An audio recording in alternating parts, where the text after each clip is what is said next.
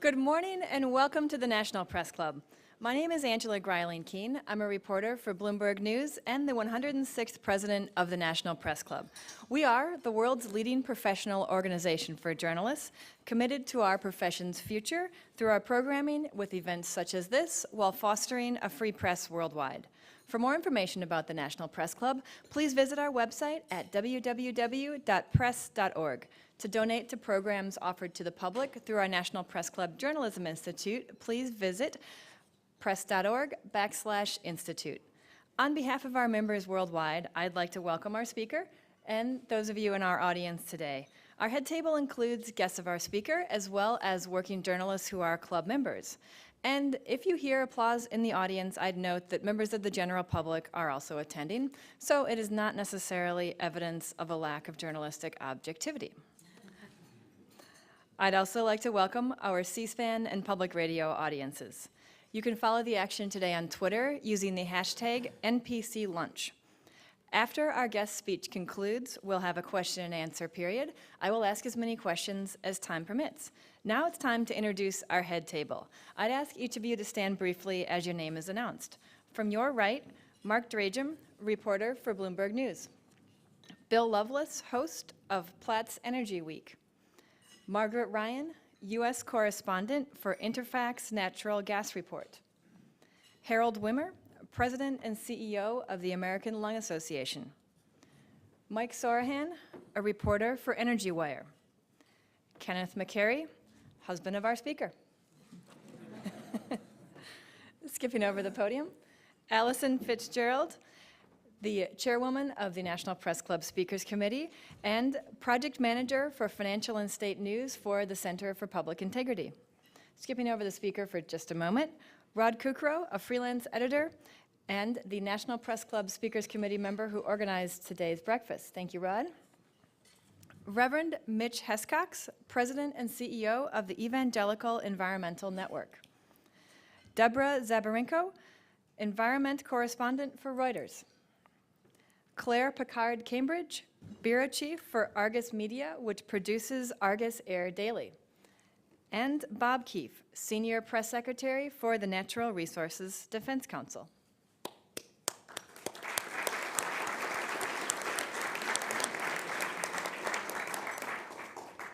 Barely 2 months ago, after 136 days of delay and wrangling with Senate critics, as well as answering more than 1,000 questions, our guest today was confirmed as the 13th administrator of the Environmental Protection Agency. Gina McCarthy was already familiar with the agency she now heads. She'd served since 2009 as EPA's assistant administrator for air and radiation. Despite a background that included leading efforts on environmental issues for Republican governors in Massachusetts and Connecticut, our guest today could only muster 6 Republican votes in the Senate for her confirmation. That may not be surprising, given that she is the point person to carry out President Obama's pledge from his second inaugural address to, quote, respond to the threat of climate change, knowing that failure to do so would betray our children and future generations. To many senators, that was the president's latest articulation of a so-called war on coal and the economies of states that depend on its production and use to generate nearly 40% of the nation's electricity. On June 25th, President Obama doubled down, directing EPA to issue by today regulations to address the emission of greenhouse gases from new coal and natural gas-fired power plants. The intensity of the expected backlash to the administration's proposal was on display Wednesday when our speaker appeared before a skeptical and at times hostile group of lawmakers on the House Energy and Commerce Committee. Administrator McCarthy assured members of the panel that coal would continue to play an important role in generating electricity for years to come. If that's true, it may be less about the details of the new EPA proposal than the fact that coal generation is already being displaced by natural gas, which is being discovered and produced at a record rate because of technologies such as hydraulic fracturing. When Administrator McCarthy's not writing regulations, the Boston native kayaks and follows her Red Sox and has spoken about the thrill of getting to yell, "Play ball," at Fenway Park. Please help me give a warm National Press Club welcome to Environmental Protection Agency Administrator Gina McCarthy.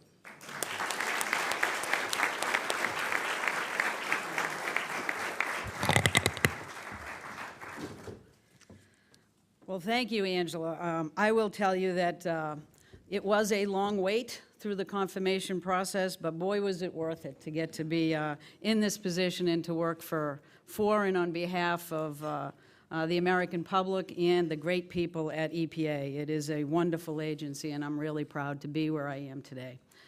And I also want to tell you that I thought 6 Republican votes was pretty good. I don't know, maybe that's just me. I worked hard for those 6 votes. Rod, thank you for all the work that you did putting this together, and thank you for the head table for being assembled today. Good morning, everyone. It's really great to be here, and I appreciate your coming as well. Less than 3 months ago, President Obama stood outside in sweltering heat to unveil a new national plan to confront the growing threat of climate change. He delivered, in my opinion, one of the most important speeches of his presidency.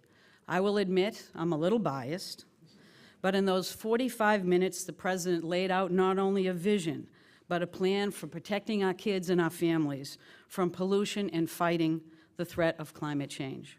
He called on agencies across the federal government, including the EPA, to take action to cut carbon pollution, to protect our country from the impacts of an already changing climate, and to lead the world in this effort. And he asked us one very important question that we all need to ask ourselves. Do we have the courage to act before it's too late? How we answer that question will have a profound impact on the world that we leave behind for our children. The President called on EPA to take action, and we have responded. Frankly, why wouldn't we? Our job is to protect public health and to protect the environment. EPA is, in fact, the only agency solely focused on delivering clean air, clean water, and a safe and healthy environment to American families. For more than 40 years, EPA has done its job well, with honor and with great distinction. For more than 40 years, EPA has worked tirelessly, hand in hand, reaching out, understanding and developing the best science available, and being transparent in our decision-making. We've done our job, as I said, by working with everyone, from states to businesses to NGOs and anyone in between, to ensure that we progress in a way that's sensible and that addresses issues reasonably and sensibly across all regions of this country. The overwhelming judgment of science tells us that climate change is real, that human activities are fueling that change, and we must take action to avoid the most devastating consequences of climate change. We all know that this is not just about melting glaciers. Climate change caused by carbon pollution is one of the most significant public health threats of our time. That's why EPA has been called to action. And that's what today's action is, why today's action is so important and why we really need to talk about it. Not just this morning, but when you go home in your own communities. It is a subject that deserves to be brought up and to be thought of as seriously as we can in our everyday lives. So let me explain why it's so important and why it's so important to EPA and to public health. Climate change is really about water. It's about clean, reliable sources of drinking water. It's about aging water and wastewater treatment facilities that end up overstressed and flooded during all these extreme weather events. It's about mudslides. It's about storm surges from pounding rains. And it's about sewers that both back up and overflow. It's about inadequate stormwater systems that let pollution attack sensitive ecosystems like our wetlands and our estuaries that threaten our fish and our wildlife. It's about all these impacts adding up, spoiling the beauty and vitality of some of this country's most iconic water bodies that threaten our comfort, our safety, and the livability of our communities. Climate change is also about heat waves and drought.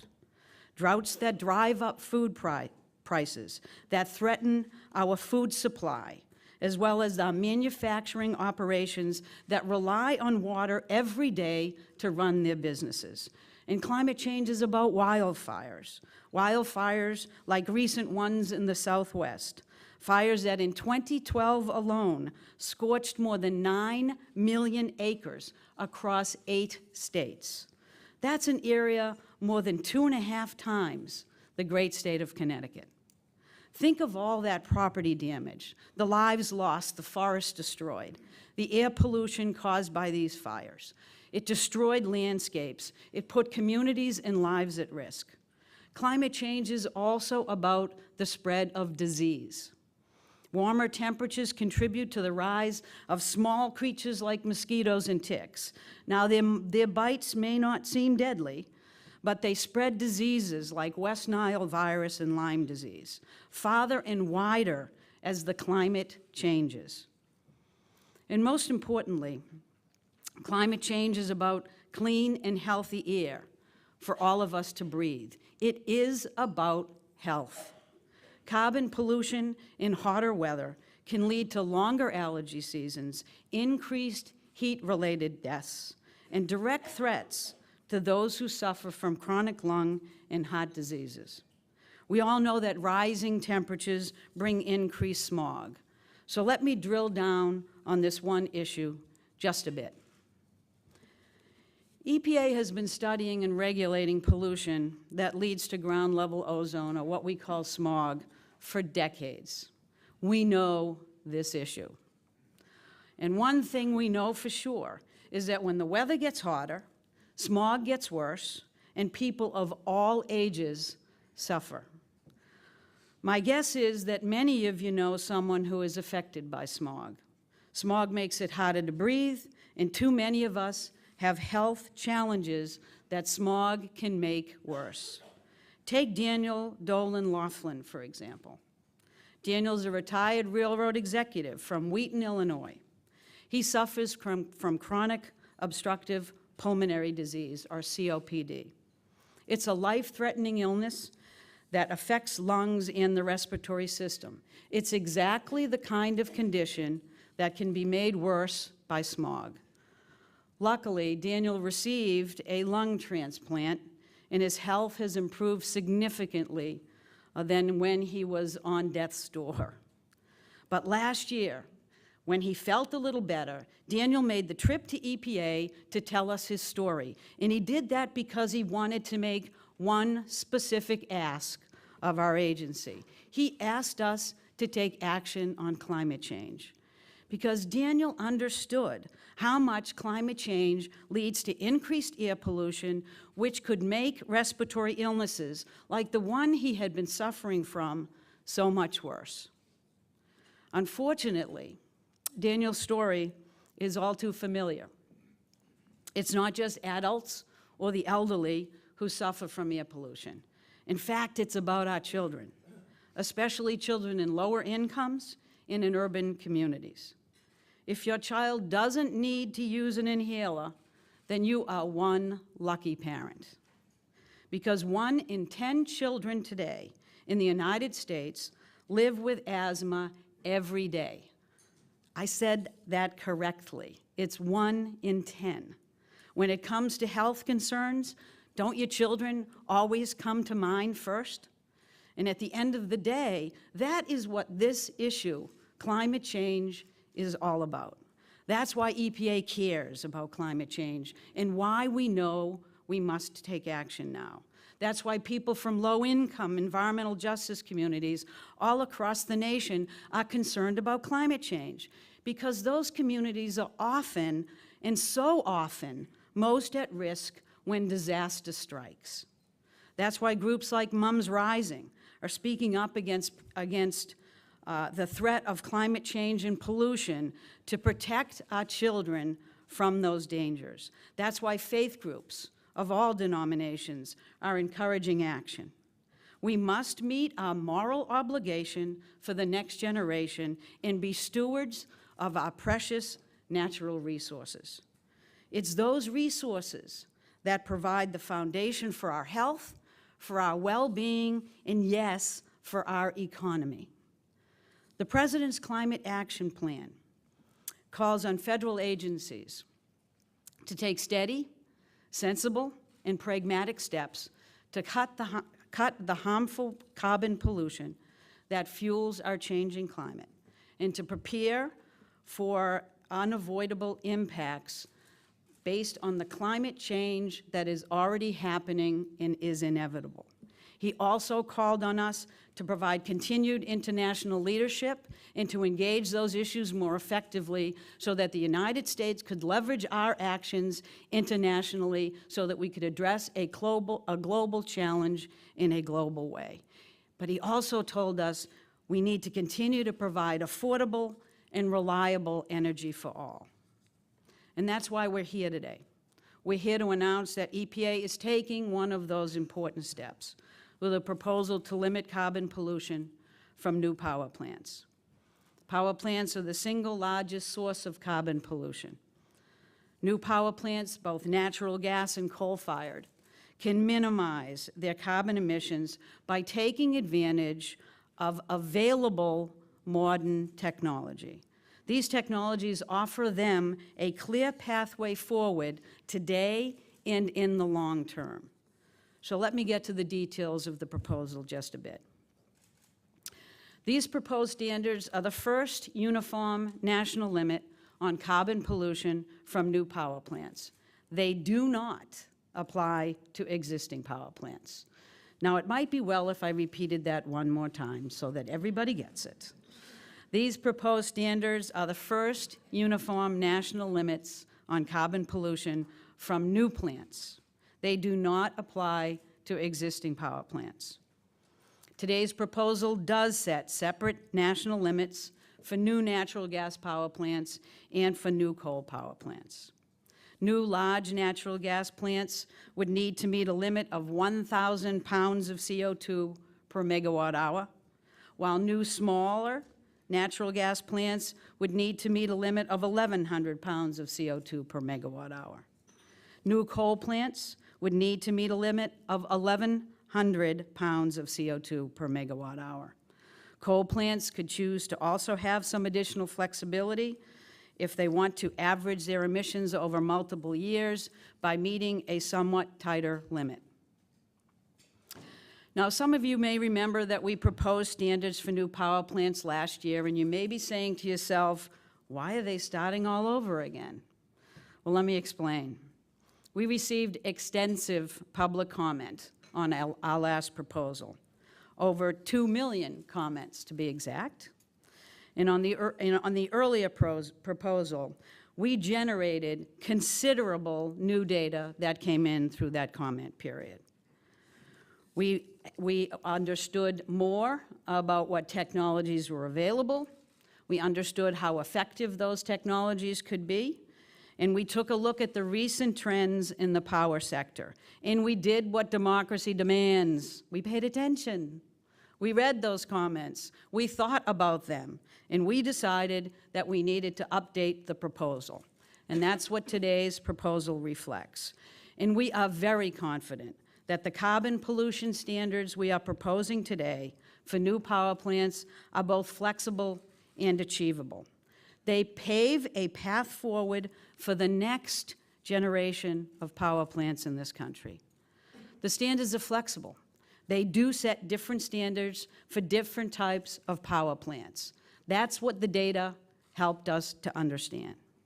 These standards are achievable because they'll secure major public health and environmental protections, but they reflect the demonstrated performance of a variety of clean, homegrown technologies, technologies that are already entering the market and being constructed in plants today. The standards set the stage for continued public and private investment in technologies that are so important, technologies like carbon capture and sequestration. With these investments, technologies will eventually mature and become as common for new power plants as scrubbers have become for well-controlled existing plants today. If there's one thing I've learned over the course of my work in implementing the Clean Air Act, it's been that power plants have really long lifespans, longer than mine even, sometimes 60 years or more, sometimes 70.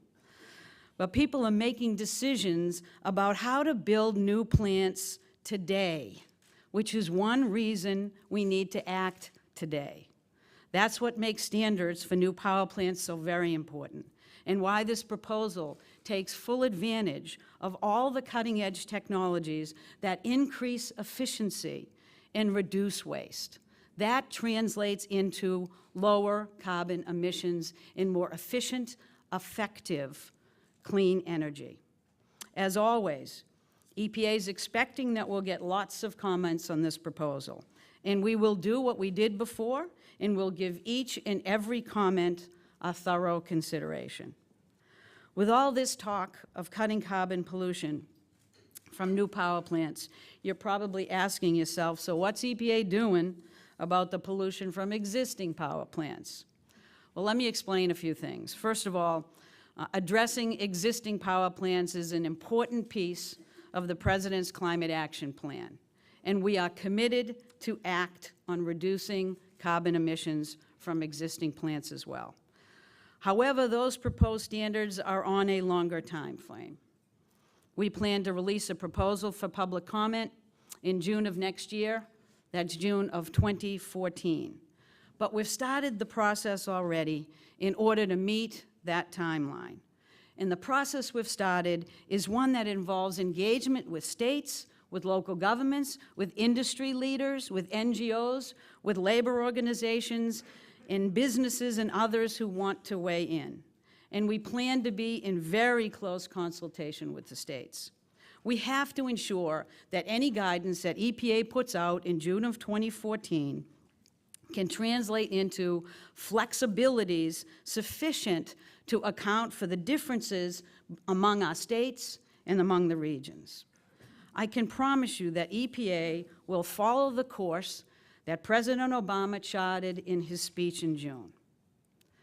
We want to get, and we will get, to a point where we are building partnerships with states, with local communities, and with local leaders so that we understand the options available and the options that must be available to make an existing standard an effective carbon reduction strategy. We can learn a lot from ongoing efforts to reduce carbon pollution. Those efforts have moved us toward a cleaner, more electricity generation already. And we hope to build on their progress that is currently going on and frankly has been going on for years at the state and local level. In fact, 10 states are already participating in their own market-based programs to cut pollution from carbon. I should make sure that everybody knows when I say carbon, it's C-A-R-B-O-N. Because everybody sometimes looks at me and goes, what? I'll talk about cars later too, which is CAR. 10 states are already participating in their own market-based programs to cut carbon pollution. More than 35 states have clean energy targets. More than 25 have already set energy efficiency goals that have cut their energy waste. And over 1,000 mayors across the country have signed agreements to cut carbon pollution. Clearly, states and local communities are doing their jobs as incubators of innovation. They're leading the way to cleaner, more affordable, more sustainable energy. And they've proven that fighting climate change just makes good business sense. That's worth repeating. Climate change just makes good business sense. As the President has pointed out, more than 500 businesses, including GM and Nike, called acting on climate change, and I quote, one of the great economic opportunities of the 21st century. We know that climate change and protecting our kids from harmful pollution is something that just cannot be solved overnight. It is going to take a broad, concerted effort from all levels of government, as well as the private sector, as well as individuals sitting here and beyond, as well as the international community. But make no mistake about it, EPA's action today to address carbon pollution from new power plants is an important step forward in this long clean energy journey. And it's a necessary step to address a public health challenge that we all simply cannot afford to avoid any longer. The good news is we can successfully face the challenge of climate change, but only if we work together. We have proven time after time that setting fair, Clean Air Act standards to protect public health does not cause the sky to fall. The economy does not crumble. In fact, we are already seeing our investments in clean energy pay off. Just this week, the Department of Energy released a report that showed that the cost of renewables are dropping while the use has grown. Just last year, in 2012, the U.S. deployed almost twice as much wind as it did just the year before.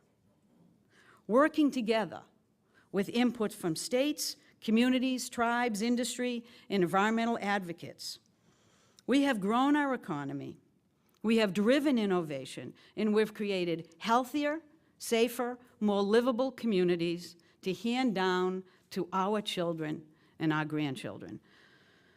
Don't forget, because I'll always remind you, under this president's leadership, just a few years ago, we established historic greenhouse gas fuel economy standards for passenger vehicles. Those standards will save consumers thousands of dollars at the pump. Those standards did not cripple the auto industry. They made it stronger and they made it more competitive.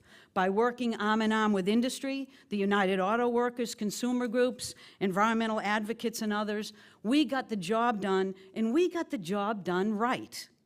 With the support of the auto industry, we achieved standards that will cut carbon pollution from our cars in half by 2025.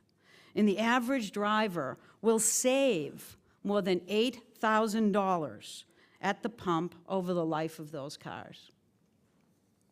Far from the auto industry collapsing, it's actually thriving. Over 300,000 jobs have been added in that industry alone since the President of the United States rescued it from collapse. 40 years of Clean Air Act history proves we can reduce pollution while at the same time create jobs and strengthen the economy. The old rules might have said that we can't protect our environment and promote economic growth at the same time. You heard it, and you heard it, and you heard it.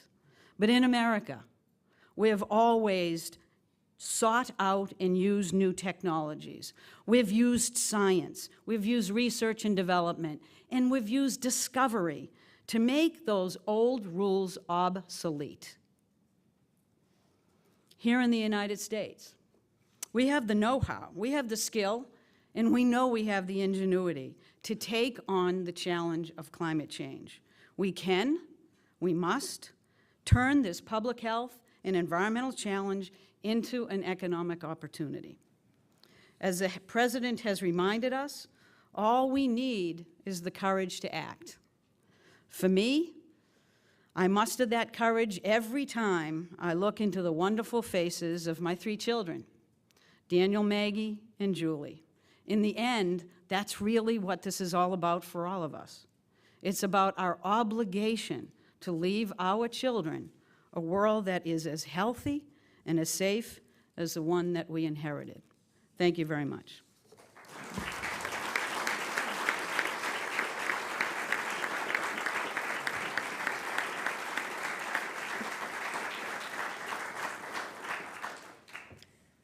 Thank you. Isn't your proposal an effective ban on any new coal-fired power plants, given the fact that carbon capture and storage technologies are, at this point, not proven, expensive, and not yet ready for prime time? Who wrote that question? I don't know. Were they listening to my speech? Probably so. Clearly not. I really appreciate that question, and I'm actually glad it came up first. Because CCS is a technology that is feasible and it's available today. We know that. How do we know that? Because it's been demonstrated to be effective. We know that it's been demonstrated, and it's being actually constructed on real facilities today. Not just unconventional facilities, but coal facilities. Those unconventional and conventional coal facilities are actually being invested in, they're being constructed, and the designs are now available for others that are coming up. I think the coal industry and those investors have known that there needs to be a certain pathway forward for coal to be successful now and into the future. I believe this proposal, rather than killing future coal, actually sets out a certain pathway forward for coal to continue to be part of the diverse mix in this country. Look, we know that coal is going to be part of the energy generation that we rely on substantially over the next few decades. Why wouldn't we now acknowledge and invest in the kind of technologies that will allow coal a future long beyond that? The President has made a commitment to support a diverse energy supply because it helps us economically, domestically, as well as it protects us from international concerns. We might as well invest today and set that pathway forward. We believe that this does that, and we believe that over time, you'll be able to see that there's a reasonable, cost-effective strategy as we move forward to keep coal in the energy mix. To what extent, if any, did EPA consider making concessions to aid the coal industry, or was that even a legitimate consideration during the discussions? I will tell you that EPA, and I'm very proud, frankly, of the people who do this work, spend a great deal of time working with the industry themselves. We do it before, during, and after rulemaking. We do that for one reason, because EPA, while we're solely looking at regulating pollution, has to understand what kind of pollution reductions are achievable without doing significant damage to the companies that we're regulating. Now, we know, and I've said before, that our standards, rather than doing damage, can actually promote an industry sector to grow.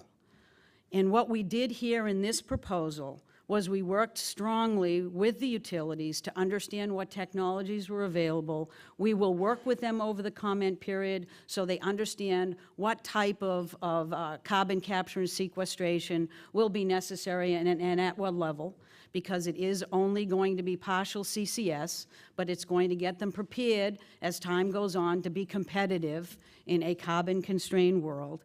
And we always, as EPA, do wonderful cost-benefit analysis so that we can understand for the American people and lay it out in a public and transparent fashion so that they can understand the impacts of our rule, from the public health protection to the costs associated with it. And in this case, we think we have done exactly the right job at looking at what the science and the data tells us, and again, to make a sensible, reasonable step forward to address what is essentially one of the greatest public health challenges of our time, which is climate change. You told the House Energy and Commerce Committee just this week that coal will continue to be a significant source of energy in the U.S. for decades. What assurances do you have to offer to those who are skeptical of EPA's motives? Motives. Well, I think I've made our motives pretty clear. EPA's job is to look at public health and environmental protection, and we have implemented the Clean Air Act in this action in the way we have looked at every other pollutant as we move forward. You know, EPA doesn't have aspirations that are outside of the authority and the charge that Congress has given us. We are simply applying the law as it was intended to a pollutant that is regulated under the Clean Air Act. But we've done what we've always done. We've taken a look at how to be reasonable and rational, understand what the data is, look at the technologies available, and make sure that we craft our decisions in a way that is fully science-based, fully data-driven, and is reasonable and rational. are not making a statement with this rule, nor would we ever, about some independent choice about what fuels we like or don't like. We are looking at, as we always do, the ways in which we can reasonably reduce pollution under the Clean Air Act with the authorities that Congress has given us. What steps will EPA take to ensure that electricity consumers won't be harmed? This questioner asks you to please explain technology and regional flexibility, since some areas will feel more impact than others. That is a good question, and let me make a note for myself so I don't forget. In this rulemaking, we have to keep in mind that this is about future power plants, new power plants. So really, we needed to understand what technologies were available, and we needed to make sure that we wrote a rule that took advantage of the most cost-effective technologies, given the fact that any investment as large as a power plant is going to be hanging around for a while. We are going to be living with that plant and those technology choices for decades to come. Now, we don't think that that is a regional issue. We think that that is just about how you build a new power plant and how you use the most effective technologies. However, when you look at flexibilities, when you look at two of the changes that you saw in the rule that is different from the original proposal, one of them was on the natural gas side. If you look at the comments that came in under our proposal, there were questions and concerns about the level that we had originally proposed and whether or not some of the smaller natural gas units that are used for peaking really could operationally and effectively achieve that standard in a consistent way. We've teed that up for a discussion. We've established slightly different standards that will give flexibility, recognizing operational issues. These are all technical discussions that we look at in great detail. Now, the second thing we did with coal is we took a look at averaging periods that are applicable to these standards. The ones I've indicated, the 1,100 pounds of CO2 per megawatt hour, is a 12-month average. Now, what we also did was put in a flexibility for those facilities that would allow them to average over a 7-year period. Now, why did we do that?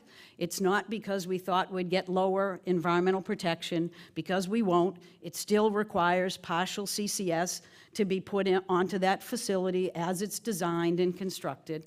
But what we recognized was that CCS may present a challenge out of the gate in terms of whether or not you understand how to operate it effectively, whether or not you have all of the equipment you need as tuned up as it needs to be. And so we gave flexibility to go to a slightly lower standard for the opportunity to have 7 years to make the system right for you. That should be plenty of time, given that CCS is already technically feasible, it's already available, and it's being constructed in facilities today. Why did EPA decide to shorten the flexibility option from 30 years to 7 years? That's a good follow-on question. I don't know. No, I'm only kidding. Well, again, I think we learned from the data that came in during the comment period. We began to understand what the challenges were with this technology, and as I said before, we started looking at what the shift in the actual energy world was looking like. If you remember, during the original proposal, we had 15 really traditional coal proposals that were out there, and they since the proposal, most of them are not getting funded and are not moving forward. But what we realized was that the ones that are attracting investment and the ones that will provide fuel diversity and certainty moving forward were ones that actually installed CCS. We understood that that was a pathway forward. And what we were able to do was to get a much better handle on the kinds of adjustments that would need to be made. We got a better handle on how long it would take to address those issues. And we found a way to provide flexibility without losing the environmental protections that the original proposal had sought. So we're getting the environmental reductions at the same time as providing just the right flexibility we need to make this work for the industry. This questioner asks, did the revised proposal factor in the updated social cost of carbon values? Yes. Let me explain, let me hit this issue, if you don't mind, in a little bit more robustly, because it has become an issue of concern. EPA's job when we do rulemaking is to look at costs and benefits of our rules. And that means that we're supposed to look at all of the benefits of the rules that we do, and all of the costs to the extent that we can identify those through peer-reviewed processes. Now, back in the prior administration in 2008, they did start looking at the cost of methane and factoring that in to their rulemaking. This did not begin with this administration. And that is because everybody recognized that carbon actually had a cost. I think we now know that that cost is a lot larger than we had originally proposed. Because when you reduce carbon, it's factoring into our ability to address carbon pollution and the changes that the world is experiencing relative to a changing climate. So when this administration came in, they then began another process to look at what science has happened since then, what does the modeling show us about the earlier cost of methane projections, and we updated it and we actually put it in a rule in 2010. There is a good technical document that is with that rule. I don't think it was an EPA rule, but we put it out. And it was a document that was produced by the White House. OMB and CEA did a process. EPA was participating in that, and DOE and other agencies. And we put it out, and we had a good discussion. We got public comment on it, and we moved that forward with the rule. So we had a new cost of methane. And what it said in that rule was that we were using really three of the models that are always used most effectively to estimate climate impacts. And we said that as those models are updated, or in 2 years, we should relook at this again, because the information is changing as science comes in. That's how we do our business. And that's what we did recently, is we did an update. You know why? Because those models were updated. We didn't change any inputs to those models. We just listened to what peer-reviewed scientists and economists told us about what the real social cost of carbon is. And DOE put it out in an appliance standard recently, and that's caused anxiety, which is why I wanted to explain this to you a little bit more fully, although it may be boring the heck out of some of you. But it is an issue where people are concerned that we weren't transparent. It went through a rulemaking process twice. It's in one now. If you're concerned that we got that number wrong, put some comments in. But the federal government makes its decisions on the basis of peer-reviewed science, whether that's about public health consequences or economic consequences. And we are always open. We provide technical information. We take comment. We consider that, and we make decisions. That's all this is. When does the EPA expect to finalize the regulations being proposed today? Well, the Clean Air Act gives us a 1-year time frame, and let me explain why that is. Because when this particular rule goes out, it really does send a signal to the industry. It sends a signal to the market that if you expect to construct and start up a facility, then you need to pay attention to these particular standards, because that's going to be your obligation if they stay the same. So it really has an impact, and the Clean Air Act recognizes that and asks us to complete it within a year.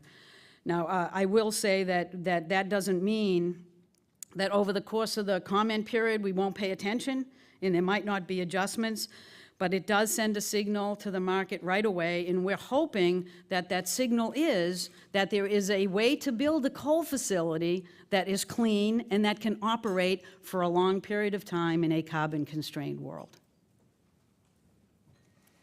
If the plan works and survives legal challenges, will that put an end to efforts in California and the Northeast states to control greenhouse gas emissions through a market-based approach? Yes, it will. I'm just kidding. I was just seeing if you were paying attention. remember, the proposal that we're putting out today is about new sources, new.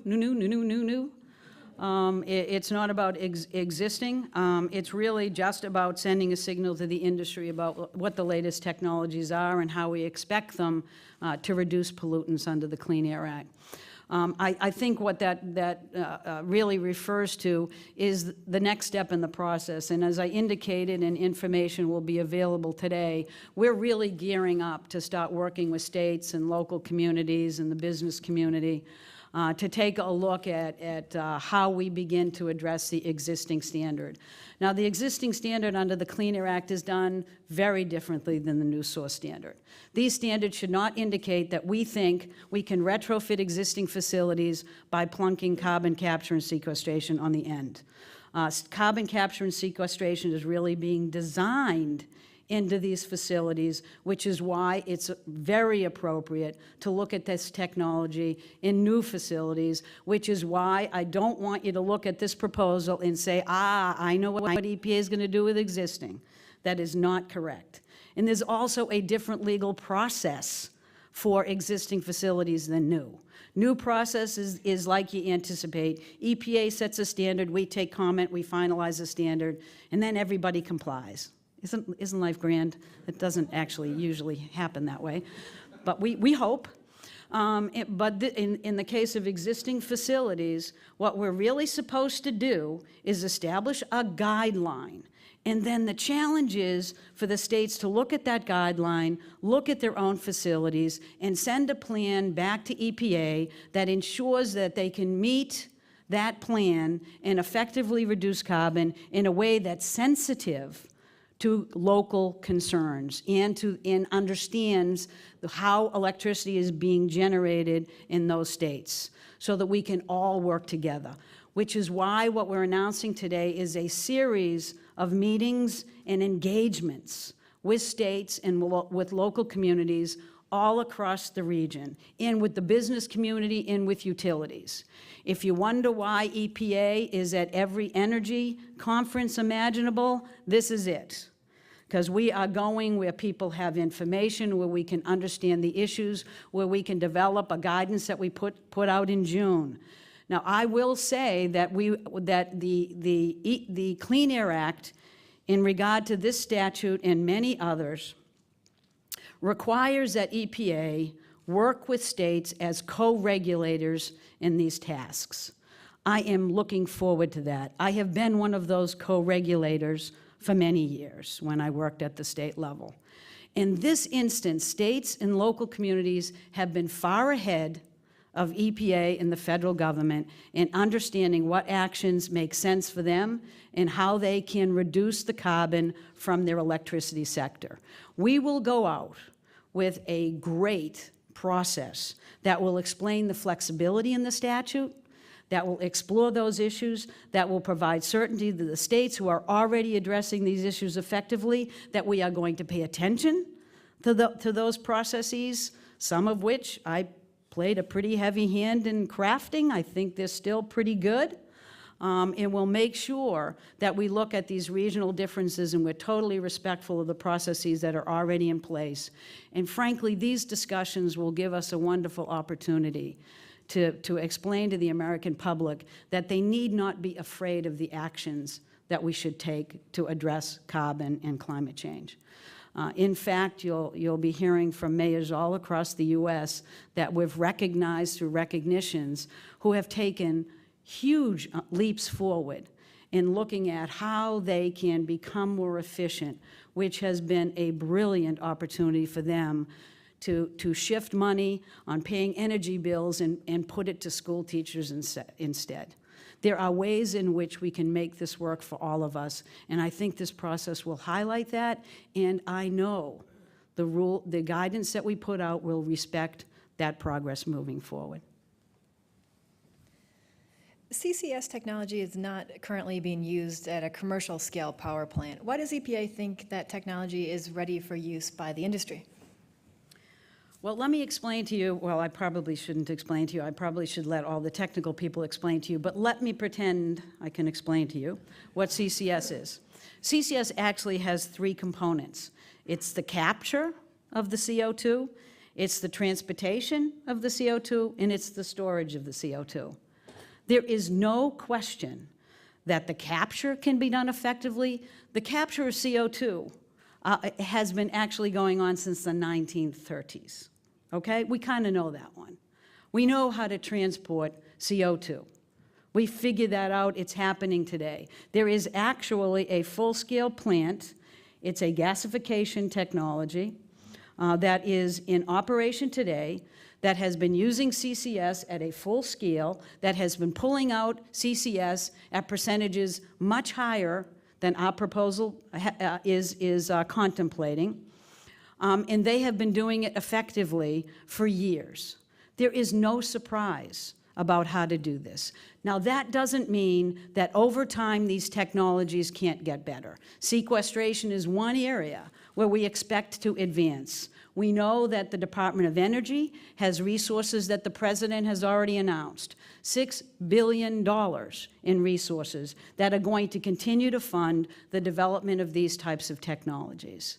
Now, this is what's going to ensure that we have a diverse energy supply in the future, and I feel very confident that the information we have in this document will show that we know how to not only do those three components, but it has been demonstrated in facilities at the partial CCS capture that we are looking at, and that it is being planned and invested in today. And the real challenge is just to make sure that we pay attention to that, given that we want to send a signal to the market today about what kind of facilities that the U.S. government, that EPA right now, thinks is going to be effective in a carbon-constrained world. Following up on that, we have a couple of questions about the Kemper project, which one questioner describes as vastly over budget. Given the experience there, what are your conclusions at this point about how economically feasible this will be? Sure. That's a good question. In case you don't know it, Kemper is a southern facility, Southern Company facility. I will tell you, I can't speak to whether it's over budget. I've certainly read that.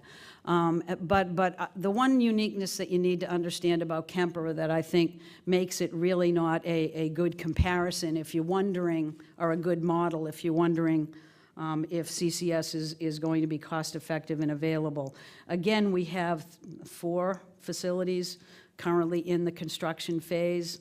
You know, at least one of them is 75% complete. That's integrating CCS into the design of that facility.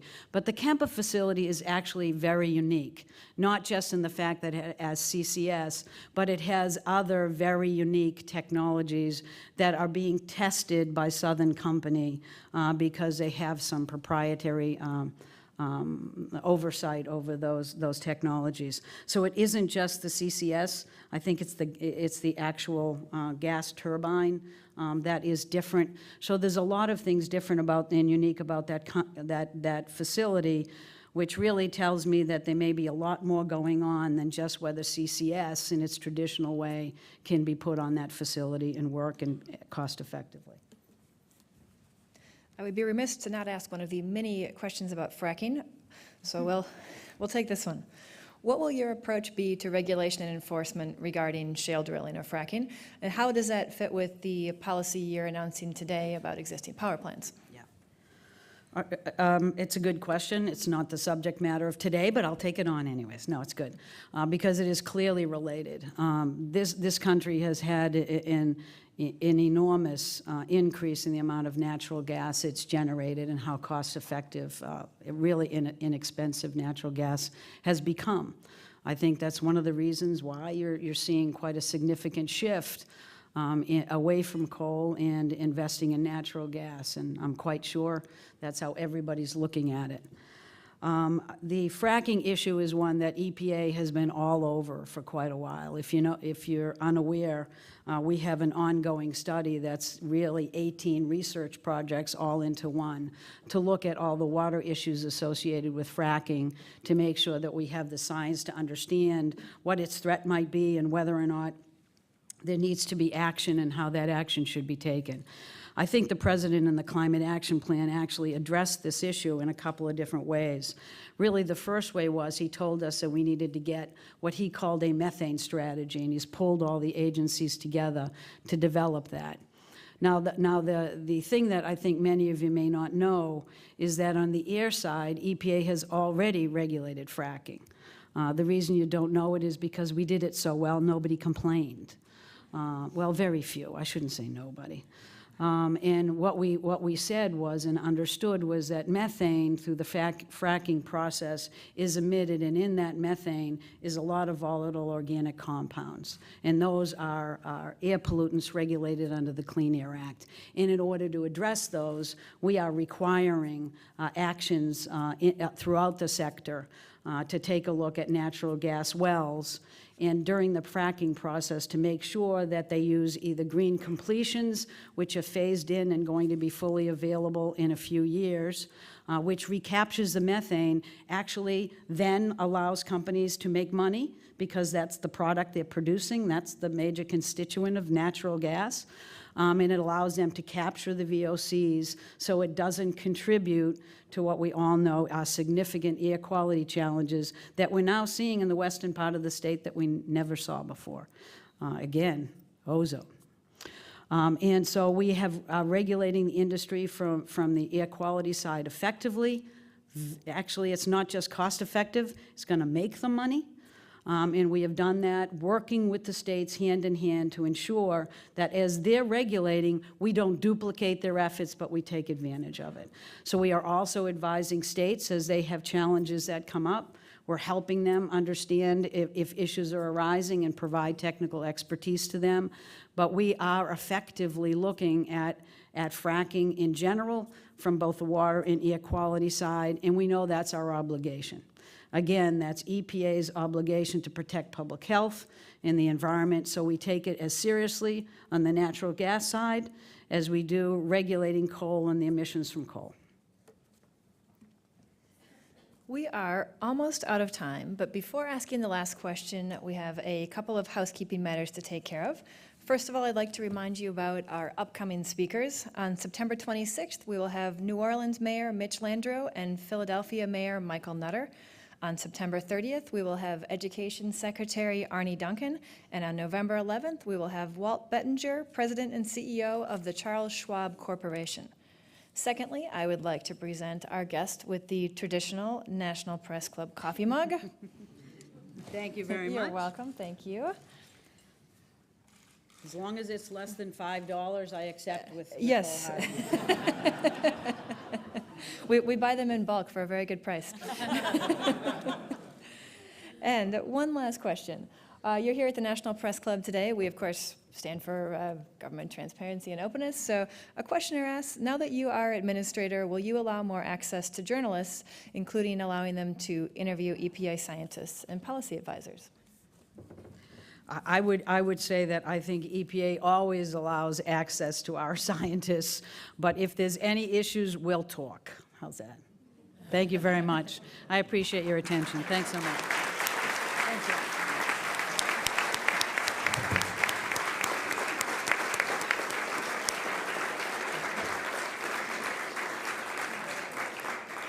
Thank you, Administrator McCarthy. Thank you all for coming today. I'd also like to thank National Press Club staff, including our Journalism Institute and Broadcast Center, for helping organize today's event. Finally, here's a reminder, you can find more information about the National Press Club on our website, and if you'd like a copy of today's program, you can find it there as well at www.press.org. Thank you. We are adjourned.